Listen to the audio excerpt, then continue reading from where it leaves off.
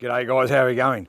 Well, I've had my GU Patrol for over 16 years now, and over that time I've tried and tested a number of mods and a number of upgrades on my Patrol, and most of them have been brilliant and I'd recommend them to anyone. But there is one that stands out that I had fitted a good few years ago now that I wish I could have taken back because it destroyed a major component in my Patrol. Let's have a chat about that. You know, and the GU Patrol, it is a beast off-road. You know, I've tried a lot of accessories, you know, from bigger tyres, suspension, bar work, front and rear, roof racks, all those sort of things, dual battery setups. I've tried and tested a lot of that gear over the 16 years I've had my Patrol, and I've really only removed a lot of it is just to get rid of some weight, you know, the weight out of my Patrol that I certainly don't need anymore. So that's really the only reason why I've taken a lot of these accessories off. But let's get into this one item that I wish I could have taken back all those years ago. Righto, so through mechanical advice that I was given at the time, it was given the idea that we would shim up the rear diff, so the rear LSD that's in the Patrol. Now, straight off the factory floor, the LSD diff centre in the Patrol is probably nearly one of the best you can get for its era. So the idea was we were going to shim it up and make it effectively a lot more capable off-road than what it already is. But the problem was it was shimmed up too tight, like way too tight. Like I was going around corners and those sort of things, and the tyres would be, you know, skipping as it was going around corners, which certainly not ideal. And because it was done so tight, too many plates were put in to tighten up the rear LSD, that it absolutely destroyed the rear diff centre in the end. It just destroyed it. So that was the big problem that I had with that. And by fitting those shimming plates in the LSD diff centre, it tightens it up so that it reduces the slip that it's already got even more. So, but as I said, you know, it was just done way too tight. Now this happened back in the days when I was on doing my 4-Drive Action DVDs. This is the first one that I ever went on with 4-Drive Action.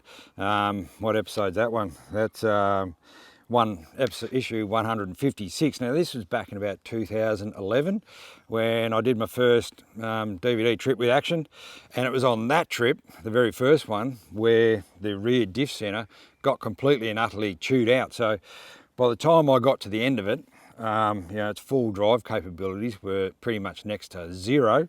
So I had to race home because we were doing 2 DVD trips, one after the other. So I had to race home, organise to get the rear locker delivered and installed. And after I went back to episode number 2, which was only going to start filming a few days after the first one finished, you'll hear Ruthie mention in this one that Tim's now got a rear locker installed in his GU Patrol that's going to match his front one, because I already had the front one already done. So, and that's why that was mentioned, you know, that I had to go home and get a rear locker put in the back, is because of those reasons, because the LSD diff centre was just totally destroyed from those shimming plates that were put in it and just made it way too tight. You know, when it comes to diffs and driveline components, getting a lot of expert advice can go a long way. You know, shimming up the rear diff might be a cheaper option, you know, straight up for your first time to go and do it, rather than go and put a rear locker in.